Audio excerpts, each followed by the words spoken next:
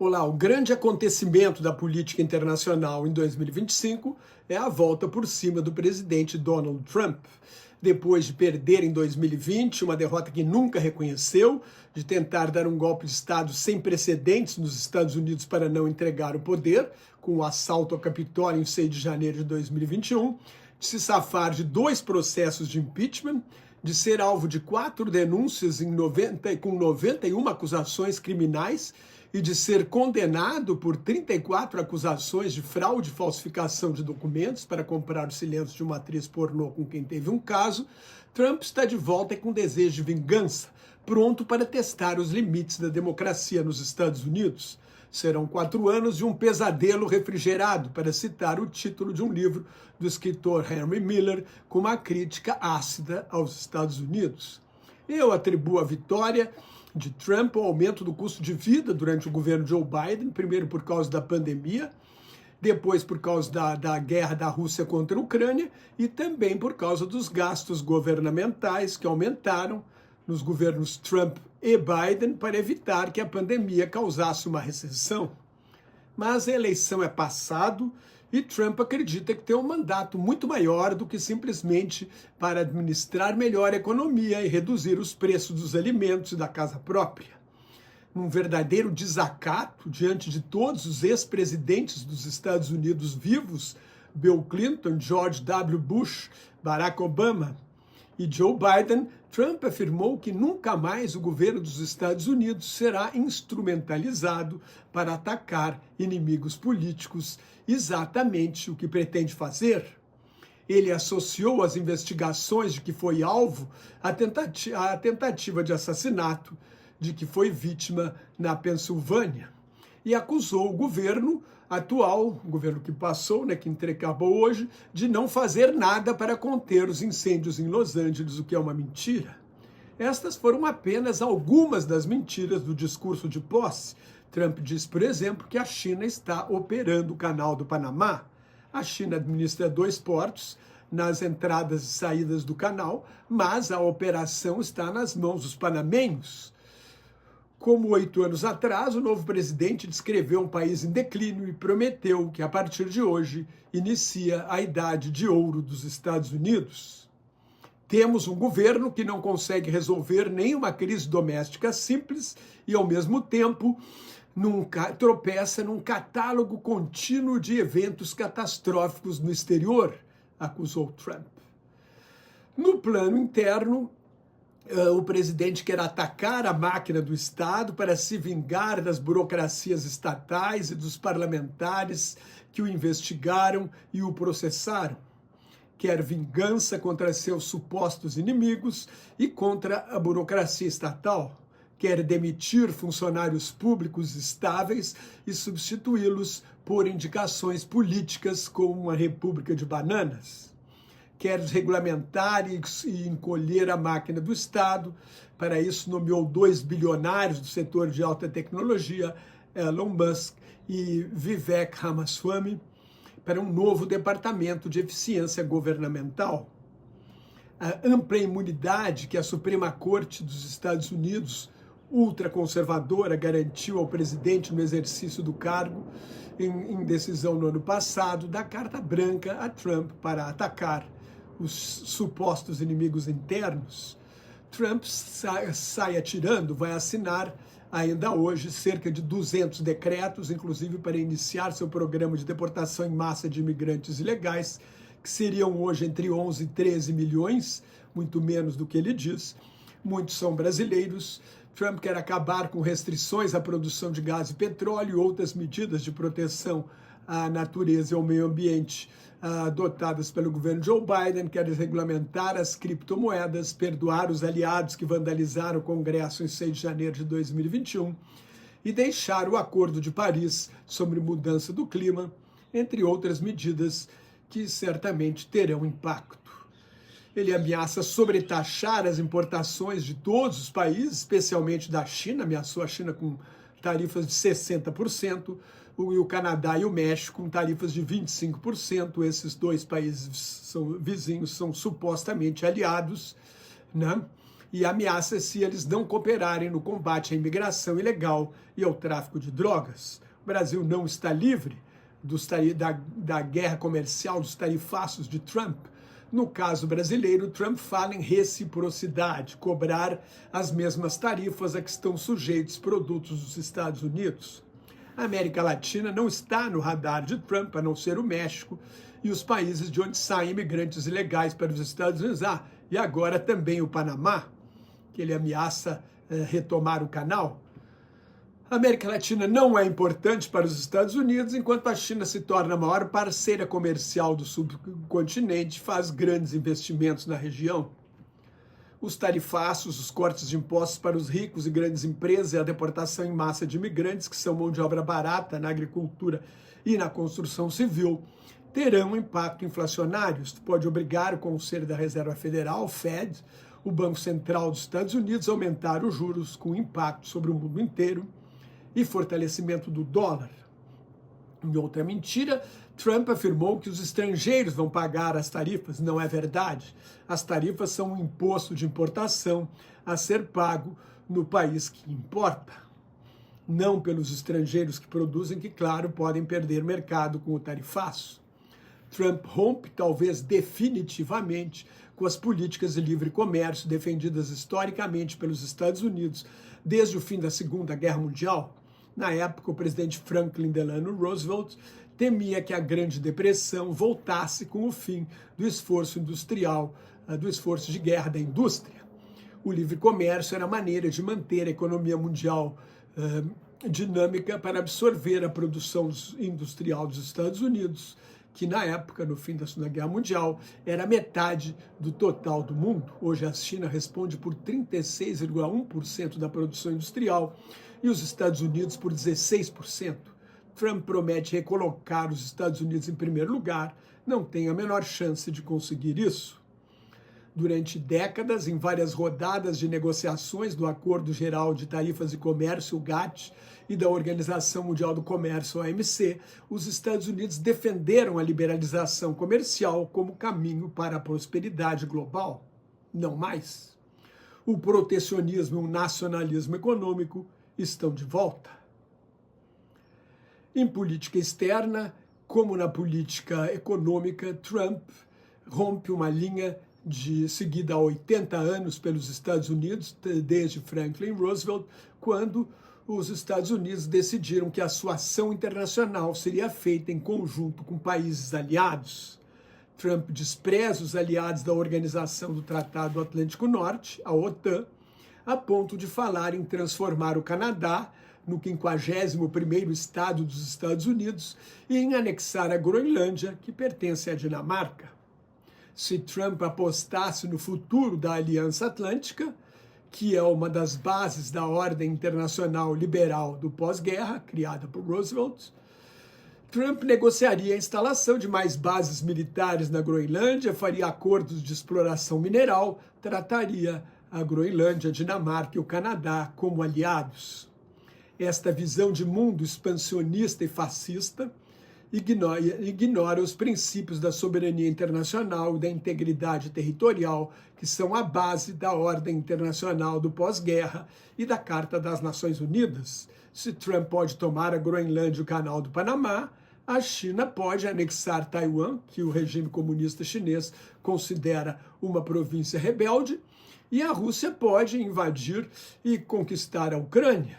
Ao justificar a invasão, que completa 3 anos daqui a um mês, o ditador russo Vladimir Putin alegou que se os Estados Unidos podem atacar o Iraque, que fica a milhares de quilômetros de distância, porque a Rússia não pode conquistar a Ucrânia se sente ameaçada.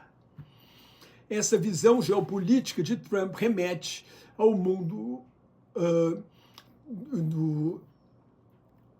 remete o mundo de volta ao que o historiador britânico Eric Hobsbawm chamou de a Era dos Impérios, que vai da unificação da Alemanha, do renascimento do Império Alemão em 1871 até a Primeira Guerra Mundial. No fim da Grande Guerra, como era chamada na época, desapareceram os impérios alemão, austro-húngaro, russo e otomano. O Império Otomano era o Império Turco. sobreviveram os impérios britânico e francês que acabam depois da Segunda Guerra Mundial. O mundo de Trump é dividido em esferas de influência das grandes potências militares, os Estados Unidos, a Rússia e a China. Não há lugar para os fracos. Ele tem admiração por líderes fortes e sem limites, por ditadores como Xi Jinping, Putin e Kim Jong-un, da Coreia do Norte. O poder no cenário internacional, na visão desses líderes, se baseia única e exclusivamente na lei da força. A Europa, então, é uma parceira menor e sem tanta importância. Aliás, se a Europa não aprofundar a integração e não formar uma espécie de Estados Unidos da Europa, vai se tornar irrelevante. Daqui a 10 anos não haverá uma economia europeia entre as 10 maiores do mundo, mas o avanço dos partidos ultranacionalistas de extrema-direita, claramente neofascistas e aliados de Trump, aliás também aliados de Putin, congela o sonho europeu, o sonho de uma Europa unida. O primeiro grande teste da política externa de Trump será na Europa, será a guerra da Rússia contra a Ucrânia, um conflito que ele prometeu acabar em 24 horas. A invasão completa 3 anos no mês que vem. Cada vez mais enfraquecida, a Ucrânia resiste graças à ajuda militar e econômica do Ocidente, dos Estados Unidos, da Europa e de outros aliados dos Estados Unidos, como a Austrália e o Japão. Como o ditador russo Vladimir Putin não revela nenhuma intenção de devolver os territórios ocupados, a paz não parece possível. Talvez haja um armistício, como na Guerra da Coreia, dos anos 50, onde até hoje não houve um acordo de paz. Além da Península da Crimeia, que Putin anexou ilegalmente em 2014, a Rússia ocupa outras 4 províncias ucranianas: Donetsk, Lugansk, Zaporígia e Kherson. Fez plebiscitos fraudulentos em setembro de 2022 para tentar legitimar a invasão. Mas nenhum presidente da Ucrânia pode ceder 20% do território do país. Trump pode retirar o apoio à Ucrânia, como querem o vice-presidente James David Vance e a ala mais isolacionista do Partido Republicano. Trump já chamou o presidente da Ucrânia, Volodymyr Zelensky, de melhor negociante do mundo e com o seguinte comentário: cada vez que ele vai a Washington sai com bilhões de dólares. Uma tentativa de chantagear Zelensky a investigar o Joe Biden e o filho de Biden em troca de uma ajuda militar aprovada pelo Congresso dos Estados Unidos foi a causa do primeiro processo de impeachment de Trump. Cruel e vingativo, o novo presidente não cultiva a relação com Zelensky. A retirada do apoio norte-americano à Ucrânia daria vitória a Putin e quebraria a confiança dos aliados europeus nos Estados Unidos. Seria um sinal de que a Europa só pode confiar em si mesma diante da ameaça da Rússia. Seria uma nova derrota para Trump, que não gosta de posar como perdedor. Seria algo comparável à caótica retirada dos Estados Unidos do Afeganistão, um erro do governo Biden, decorrente de um acordo de paz entre o governo Trump e a milícia dos Talibã, sem previsão de desarmamento dos milicianos, nem acordo de paz com o governo afegão que os Estados Unidos apoiavam. O acordo de Trump com os Talibã foi uma rendição. Como prometeu a paz, Trump está num beco sem saída. Não tem como obter uma paz justa, que exigiria o reconhecimento da agressão russa e a retirada das forças russas, e Trump está sob pressão de sua base para não dar mais dinheiro à Ucrânia. Falou no discurso em cuidar das nossas fronteiras, das fronteiras dos Estados Unidos e não das fronteiras dos outros. A Rússia é o problema imediato por causa da guerra na Ucrânia, mas o desafio estratégico é a relação com a China. No primeiro governo, Trump iniciou uma guerra comercial com tarifaços. Biden não abandonou essa guerra e impôs restrições às exportações de alta tecnologia, por exemplo, de microprocessadores usados no desenvolvimento da inteligência artificial. Já há uma segunda Guerra Fria agora entre China e Estados Unidos. Trump ameaça impor tarifas de 60% às importações chinesas Isso tornaria vários produtos chineses caros demais no mercado dos Estados Unidos, com forte impacto sobre o mercado interno dos Estados Unidos, o comércio internacional e a economia chinesa, a segunda maior do mundo, que enfrenta diversos problemas internos. A China acaba de anunciar um saldo comercial de $1 trilhão, depende das exportações para manter uma taxa de crescimento razoável, e os Estados Unidos são o seu maior mercado. Trump tentou desconectar a economia dos Estados Unidos da China, mas é impossível, dado o grau de interdependência forjado nas últimas décadas, algo que não havia na Guerra Fria contra a União Soviética. A China pode não só se tornar a economia do mundo, como superar os Estados Unidos tecnologicamente nesse processo, o que a União Soviética nunca foi capaz. Aí também está clara a importância de agir com os aliados para ganhar peso nas negociações internacionais diante de um rival com 1,4 bilhão de habitantes. O ultranacionalismo fascistoide de Trump é uma resposta a este declínio relativo dos Estados Unidos e ao medo da maioria branca de deixar de ser maioria. O racismo, o fundamentalismo religioso, o fundamentalismo cristão e o anticomunismo são as fontes do extremismo de direita nos Estados Unidos. As milícias Proud Boys e Oath Keepers estão em vigília diante de uma prisão em Washington à espera do perdão para os milicianos que assaltaram o Capitólio em 6 de janeiro de 2021 para impedir a certificação da vitória de Joe Biden. Na Ásia, Biden costurou ou incentivou várias alianças, como o Grupo AUKUS, que reúne Austrália e Reino Unido, o Quad, ou Quadrilátero, com Austrália, Índia e Japão. Biden conseguiu aproximar a Coreia do Sul do Japão, são inimigos históricos, reaproximou os Estados Unidos das Filipinas e fortaleceu as relações militares com a Indonésia.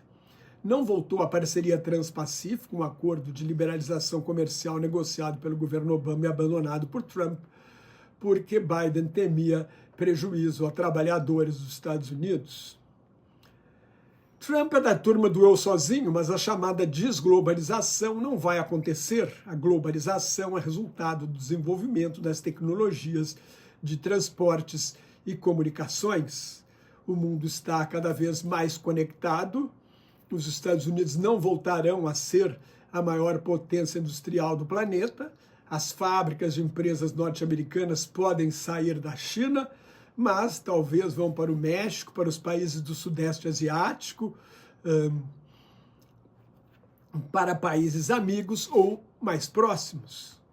Trump é, sobretudo, um negociante. Não tem grandes princípios, esses anúncios e ameaças, tanto de tarifaços como das ambições territoriais expansionistas de corte fascista em relação ao Canadá, a Groenlândia e o Canal do Panamá, são jogadas para negociar acordos que lhe deem alguma vantagem.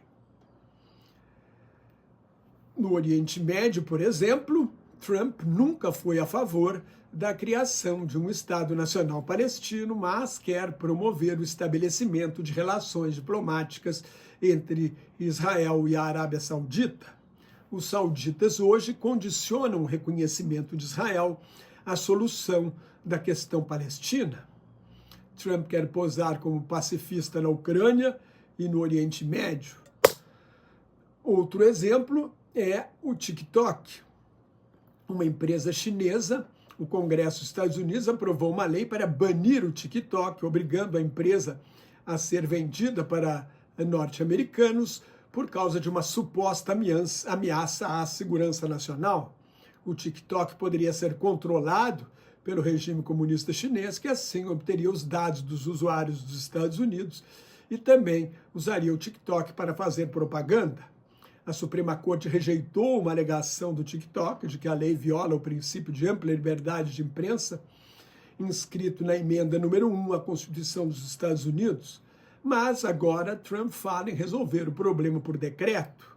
A campanha eleitoral do TikTok, dirigida por seu filho mais moço, Barron Trump, teria sido importante para aumentar a votação de Trump no eleitorado jovem, onde ele avançou, mas perdeu, embora diga que ganhou. Em gratidão, Trump está disposto a tolerar a suposta ameaça do TikTok à segurança nacional. O diretor executivo da empresa foi convidado para a posse, que terá quase só políticos identificados com Trump. A China será representada pelo vice-presidente Han Zheng. A presidente do México, Claudia Sheinbaum, líder de um grande parceiro comercial que será fundamental para receber os imigrantes da política de expulsão em massa que Trump pretende promover. Sheinbaum não foi convidada, foram convidados políticos que o guru do trumpismo, Steve Bannon, chama de uma internacional de extrema-direita, de uma internacional fascista. Estavam lá a primeira-ministra da Itália, Giorgia Meloni, o co-líder do partido nazista Alternativa para a Alemanha, Tino Shrupala, o líder do Partido Reforma Reino Unido, Nigel Farage, o extremista francês Éric Zemmour, o líder do partido de extrema-direita espanhol Vox, Santiago Abascal, o líder do partido de extrema-direita belga Vlaams Belang, Interesse Flamengo, Tom van Grieken, e o presidente da Argentina, Javier Milei. E essa é a turma do Trump. O Brasil foi representado pela embaixada e por uma delegação de deputados e senadores de extrema-direita, pagos com o teu dinheiro, e também pela ex-primeira-dama Michele Bolsonaro, já que o marido está proibido de sair do país para não fugir da justiça nos vários processos que o esperam. No seu último discurso na Casa Branca, o presidente Biden alertou para o risco à democracia que representa uma nova oligarquia de bilionários, o complexo tecno-industrial, bilionários com grande poder tecnológico, como Elon Musk, o homem mais rico do mundo, dono da fábrica de carros elétricos Tesla, da empresa de navegação espacial SpaceX, do X, o antigo Twitter, e da empresa de internet via satélite Starlink.